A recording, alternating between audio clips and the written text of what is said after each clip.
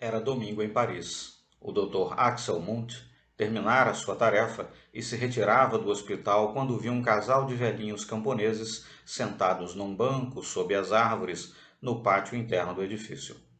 O jovem médico se sentiu atraído pelos dois e perguntou-lhes de onde eram e o que estavam fazendo ali. Viviam numa perdida vilazinha na Normandie e vinham em busca de uma filha que trabalhava há cerca de 2 anos na cozinha do vasto hospital. Até que era um bom emprego aquele, e a moça fora trazida por uma freira lá da terra deles. Eles tinham, porém, uma pequena propriedade com 3 vaquinhas e meia dúzia de porcos para cuidar, e começavam a sentir as canseiras da velhice.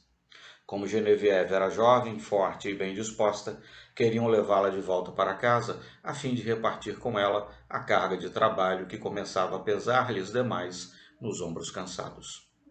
Haviam viajado a noite toda, chegaram pela manhã, caminharam um longo trecho e estavam ali a descansar um pouco antes de encetar a fase final, que consistia em descobrir a filha naquele mundo novo e estranho, no confuso e amplo hospital da cidade enorme. Será que o doutor poderia mostrar-lhes onde ficava a cozinha?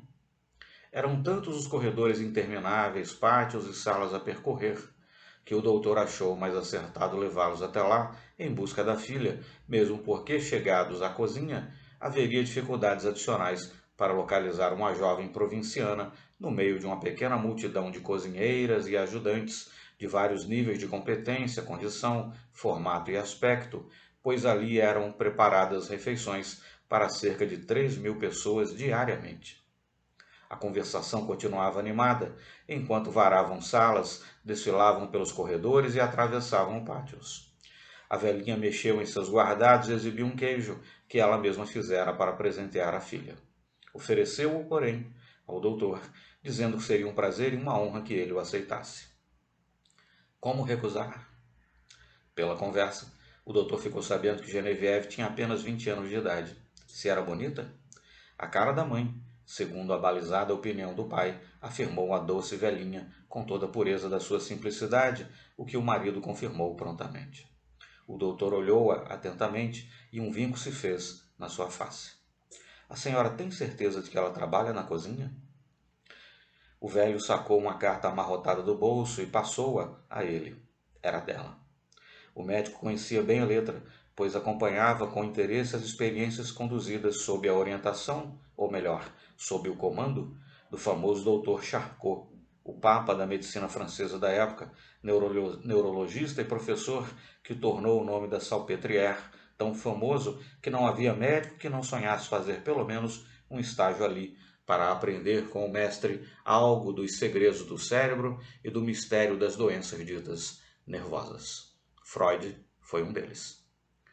O próprio Dr. Munt era discípulo atento do genial professor, ainda que discordando de algumas das suas teorias e muito da metodologia de Charcot. Aliás, segundo conta em seu estupendo O Livro de Saint-Michel, que tantas vezes tenho lido com agrado, o Dr. Charcot entreviu no jovem Munt, ainda estudante de medicina, um novo gênio da ciência.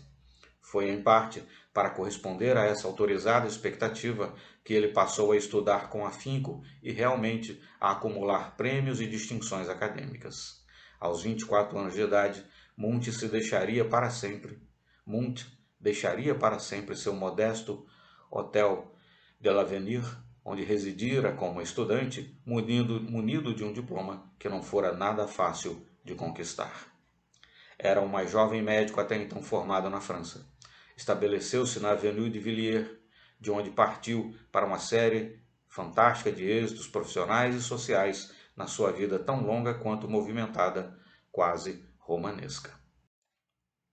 Por tudo isso, ao devolver a carta ao velho Campônio da Normandie, ele já sabia que não iria encontrar Genevieve na cozinha do hospital, e sim na Salle Sainte-Agnes, onde eram cuidadosamente guardadas as grandes Hystériques, peças importantes das famosas conferências públicas do Dr. Charcot. Genevieve era uma dessas preciosas figurantes.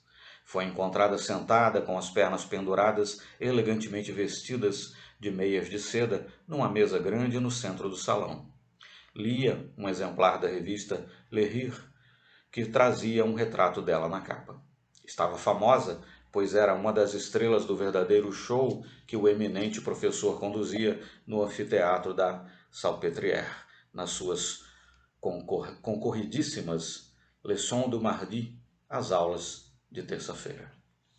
O Dr. Axel Munthe, que raramente perdia uma das apresentações do professor, informa que o amplo auditório ficava literalmente lotado por uma plateia multicolorida vinda de todos os cantos de Paris. Escritores, jornalistas, atores e atrizes famosos, prostitutas da moda, todos ardendo de mórbida curiosidade por testemunhar o surpreendente fenômeno do hipnotismo relegado ao esquecimento desde os tempos de Mesmer e Braid. Ao lado dela, prossegue o Dr. Munthe, estava sentada Lisette, outra destacada estrela da companhia. O cabelo de Geneviève estava coquetemente arranjado e adornado com uma fita azul. Um colar de falsas pérolas rodeava-lhe o pescoço, a face pálida, redecorada com rouge e os lábios pintados. Em suma, era uma prima-donna ali.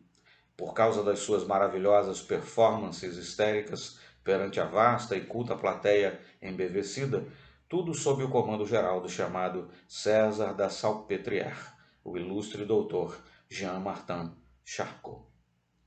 Os dois velhinhos contemplaram a filha estupefatos e sem nada compreender de tudo aquilo. Ela os fitou também, indiferente e meio aliada, sem reconhecê-los de início. De repente, começou a contorcer a face e, com um grito penetrante, atirou-se ao chão em violentas convulsões. Lisette seguiu-a prontamente, arqueando o corpo, na clássica postura do arco-íris. A crise começou a alastrar-se pelos leitos, onde jaziam outras mulheres, também perturbadas pela estranha síndrome. Perplexos e sem fala, os dois velhinhos foram gentilmente conduzidos para fora do aposento por uma freira. O Dr. Munthe alcançou-os já na escadaria e os levou a um banco sob as árvores.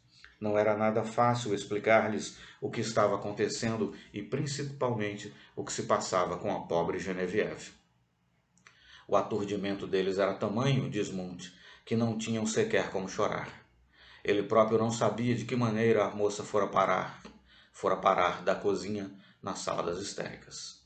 Aliás, histeria era, e em grande parte continua sendo, uma palavra bastante nítida nas suas origens semânticas, mas muito vaga nas suas aplicações, pois são muitos os que ainda a empregam para etiquetar os mais estranhos e disparatados fenômenos psíquicos. Ao cabo de algum tempo, a velha senhora começou a chorar e um brilho de fúria podia ser entrevisto nos olhos do marido. Que haviam feito de Geneviève? O Dr. Munthe sugeriu que eles retornassem à quieta vila na distante Normandie e prometeu devolver-lhes, como? A pobre menina, o mais breve possível. O pai queria levá-la imediatamente, de qualquer maneira, mas a mãe confiou no Dr. Munthe e achou que era melhor deixar a coisa por conta dele. O jovem médico prometeu falar pessoalmente com o diretor do hospital. Algumas formalidades teriam de ser cumpridas e, depois de tudo resolvido, a moça seguiria para casa em companhia de uma enfermeira. Com isso, eles se acalmaram um pouco, mas foi com enorme dificuldade que o jovem médico os convenceu a entrarem num táxi e partirem para a estação, onde tomariam um trem de volta ao lar. E agora? Como é que ele iria cumprir a promessa? Suas relações com o Dr. Charcot estavam deterioradas àquela altura, e ele seria a pessoa menos indicada para pleitear junto ao todo-poderoso diretor a liberação de Geneviève, mesmo porque era uma das principais estrelas do show das terças-feiras. Mas o Dr. Munthe não se deixou abater. Solicitou permissão oficial para continuar com Geneviève experiências que vinha fazendo sobre telepatia. Concedida a autorização, ele passou a trabalhar com ela diariamente por 1 hora em seu gabinete. Começou a empregar com ela a técnica da sugestão pós-hipnótica. Logo na primeira sessão, sugeriu-lhe que na terça-feira seguinte ela ficaria de cama e não iria comparecer à demonstração do professor Charcot. Deveria também desgostar-se daquela vida ali na Salpêtrière e desenvolver o desejo de retornar à sua casa na Normandie para junto dos pais. Durante uma semana, as sugestões foram repetidas, mas o Dr. Munthe estava um tanto pessimista quanto ao resultado, porque não sentia reação da parte dela. Seja como for, ela faltou à demonstração na terça-feira, ausência, aliás, profundamente lamentada por toda a plateia e pelo corpo médico. O Dr. Munt foi informado de que ela estava resfriada e ficara recolhida ao leito. Dias depois, ele a encontrou com um guia ferroviário nas mãos, a estudar horários de trens e preços de passagens. Prontamente, ela escondeu o folheto no bolso logo que viu o Dr. Munt aproximar-se, o que demonstrava a ele que a amnésia era total quanto às sugestões que lhe haviam sido implantadas em transe. Em seguida, o Dr. Munt sugeriu-lhe, sempre em hipnose, que ela fosse ao Bon Marché no seu próximo dia de folga, quinta-feira, e comprasse um chapéu novo. Na sexta-feira, ele a viu, toda orgulhosa, a exibir seu elegante chapéu à companheira Lisette. Tudo caminhava bem, portanto, pelo menos até aquele ponto. 2 dias depois, ele sugeriu que ela abandonasse a Salle Sainte-Agnes ao meio-dia, enquanto as freiras distribuíam a refeição, tomasse um táxi e fosse vê-lo no seu consultório, à Avenue de Villiers. Ao regressar ao consultório para as consultas do dia, o Dr. Munt viu-a na sala de espera. Perguntou-lhe o que havia, e ela, muito embaraçada, murmurou algo sobre ver cães e os macacos dos quais o doutor tanto lhe falava. O médico encaminhou-a à sua governanta. Era e continua sendo irredutível solteirão a vida toda. Que lhe serviu uma xícara de café e a mandou de volta, num táxi, ao hospital. É uma boa moça, comentou mais tarde a governanta, mas acho-a um tanto biruta. Ela me disse que não sabia por que veio aqui. O Dr. Munt parece que nada comentou, mas concluiu que as experiências de sugestão pós-hipnótica alcançavam o êxito desejado. Achou que tudo estava pronto para entrar em ação, o plano elaborado.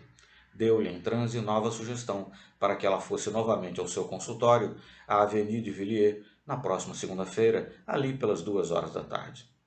Pediu ao seu amigo Dr. Nostrom que estivesse presente a fim de evitar complicações inesperadas e colocou-o a par da situação e do plano que o outro achou francamente temerário.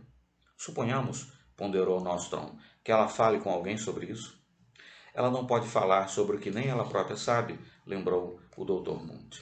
Ela só vai saber que virá à Avenue de Villiers quando o relógio bater 12 horas. Mas ela não poderia revelar isso em transe hipnótico? Há apenas uma pessoa que poderia arrancar-lhe o segredo, o próprio Charcot. Mas uma vez que pouca atenção ele lhe dedica, a não ser nas conferências de terça-feira, eliminei essa possibilidade. Além disso, já era tarde demais para considerar tais aspectos, pois o esquema estava todo armado e o momento adequado chegara. Os 2 médicos ficaram, pois, à espera, tensos e ainda trocando opiniões e formulando hipóteses. Quando a campainha tocou, o Dr. Munt saltou da cadeira para atender. Era uma enfermeira, a senhorita Anderson, que ele havia tratado para acompanhar Geneviève de volta à Normandie. Partiriam no trem noturno com uma carta endereçada ao pároco local, ao qual a situação era minuciosamente explicada, a fim de evitar-se a todo custo que a moça fosse recambiada a Paris. Acontece, porém, que ela não compareceu à hora marcada na sugestão pós-hipnótica. O Dr. Nostrom parecia aliviado ante o fracasso da experiência, pois não concordava com seu amigo, colega e compatriota quanto àquelas brincadeiras com o hipnotismo e declarou enfaticamente que não acreditava em nada daquilo. Eu mesmo não acreditaria no hipnotismo se você acreditasse, resmungou o Dr. Munt, irritado. O Dr. Munt não conseguiu dormir naquela noite. O que teria acontecido? Pela manhã, ao entrar no anfiteatro das famosas conferências do Dr. Charcot, a aula já começara e Geneviève não estava lá, no seu lugar habitual, à plataforma. Munt saiu discretamente da sala e acabou descobrindo a história. Geneviève estivera em coma cataléptica, interrompida, aliás, pelas mais violentas convulsões jamais vistas ali. Fora apanhada por uma freira, já fora do hospital, no momento em que tomava um táxi. Foi grande a dificuldade de trazê-la de volta, pois ela estava em aflitivo estado de agitação. Lutou durante a noite toda, como um animal, diz o Dr. Munt, e acabou sendo posta em camisa de força. Estava agora em cela individual, após forte dose de sedativo e com uma bolsa de água à cabeça. Ninguém estava entendendo as razões de seu estranho comportamento. Charcot veio vê-la e, a duras penas, conseguiu hipnotizá-la. Isto, aliás, desmente a afirmativa de alguns autores de que Charcot não sabia hipnotizar, tanto que o seu trabalho era todo preparado antecipadamente pelos seus inúmeros e devotados assistentes. Quando o Dr. Munt chegou, o chefe da clínica disse-lhe que ele estava sendo procurado por todo o hospital, pois o professor Charcot queria falar com ele logo que terminasse a aula. Foram os dois em silêncio até o gabinete do temido cientista. Ele bateu à porta, escreve Munt, e eu entrei no pequeno santuário do mestre pela última vez na minha vida. Charcot estava sentado na sua cadeira habitual, junto à mesa, curvado sobre o microscópio. Levantou a cabeça e seus olhos terríveis faiscaram sobre mim. Estava indignado e, falando pausadamente, acusou o Dr. Munt de haver atraído à sua residência uma jovem interna do hospital, desequilibrada, em transe, que já estivera em casa dele em outra oportunidade e que o diabólico plano de abusar da jovem uma segunda vez falhara por mero acaso. O Dr. Munt havia, portanto, cometido um crime e, a rigor, deveria ser entregue à polícia, mas em respeito à profissão e aos seus reconhecidos méritos, o Dr. Charcot deixava-o partir em liberdade, não desejando vê-lo nunca mais. O Dr. Munt ficou mudo de espanto, a princípio. Logo, porém, compreendeu o que realmente queria dizer o Dr. Charcot com toda aquela explosão e disse-lhe tudo o que pensava, ou seja, que era ele, Charcot, bem como seus assistentes, que haviam arruinado a moça. Ela entrara para o hospital forte e sadia e o deixaria como uma lunática se ali ficasse por mais algum tempo. Ele, o Dr. Munt, tomara a única opção possível para salvá-la, devolvendo-a a seus pais na província. Infelizmente, falhara no seu propósito, o que lamentava profundamente. Charcot, nos limites extremos de sua irritação, bradou-lhe apenas mais um comando imperioso. Assez, monsieur. Basta, monsenhor. Em seguida, escreve Munt, virou-se para o chefe da clínica e lhe disse que me acompanhasse até a portaria com ordens dele próprio para que jamais eu fosse admitido ao hospital novamente, acrescentando que se sua autoridade não fosse suficiente para excluir-me de sua clínica, ele apresentaria o caso à assistência pública. Levantou-se da cadeira e deixou a sala com o seu passo lento e pesado. Era o fim da carreira do Dr. Munt na Salpêtrière. Ousara enfrentar o César da medicina. No século XIX, no capítulo 19 de seu livro, o seguinte, sob o título Hipnotismo, o Dr. Munt faz arrasadora crítica aos métodos do Dr. Charcot e do desastrado tratamento que ele deu à hipnose. As teorias de Charcot sobre o hipnotismo, escreve ele, impostas ao peso de sua autoridade a toda uma geração de médicos, caíram em descrédito após haver retardado nosso conhecimento acerca da verdadeira natureza desses fenômenos por mais de 20 anos. Quase todas as teorias de Charcot sobre o hipnotismo foram declaradas em erro. A crítica é reconhecidamente severa, mas é reiterada por outros autores responsáveis e competentes. Ao que tudo indica, o próprio Charcot teria reconhecido mais tarde os enganos que cometera, mas não dispunha mais de tempo para refazer seus estudos e experiências. Inquestionavelmente, porém, foi um grande homem e um grande médico, prejudicado por alguns defeitos graves de caráter. Orgulho? Vaidade? Impulsividade? Exibicionismo? Um pouco de tudo isso? Ou nada disso? Não nos cabe aqui botá-lo no banco dos réus. De tudo o que foi dito, fica-nos ainda outra lição importante. A da assustadora eficácia da sugestão pós-hipnótica e dos estranhos mecanismos da mente. Como qualquer força natural, a hipnose tanto pode ser utilizada para realizar o bem, como era a intenção do Dr. Munt, como para provocar consideráveis prejuízos morais a seres encarnados e desencarnados. Uma pergunta fica aí, no ar. Quanta gente acorda, pela manhã, programada para cumprir sugestões implantadas durante o desprendimento do sono? Há incontestáveis manipuladores da mente do outro lado da vida, mais ainda do que deste lado. Muitos deles estão empenhados em ajudar a servir, implantando sugestões positivas e construtivas.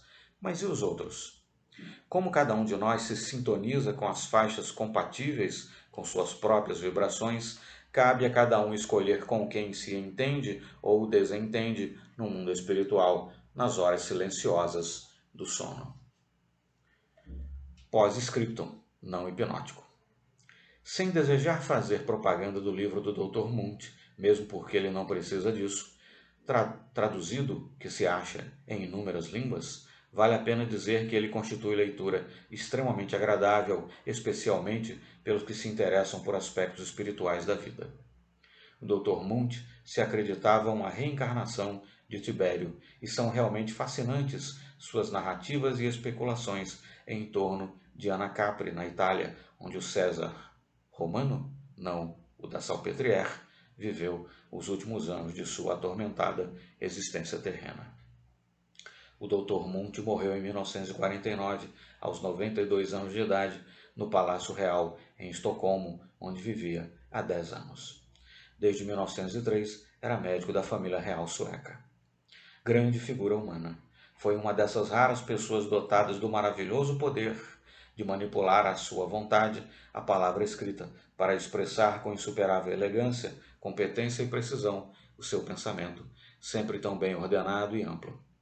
Não posso atestar suas qualidades de médico, não falta quem o faça, mas como escritor é dos meus prediletos. Meus respeitos ao seu espírito.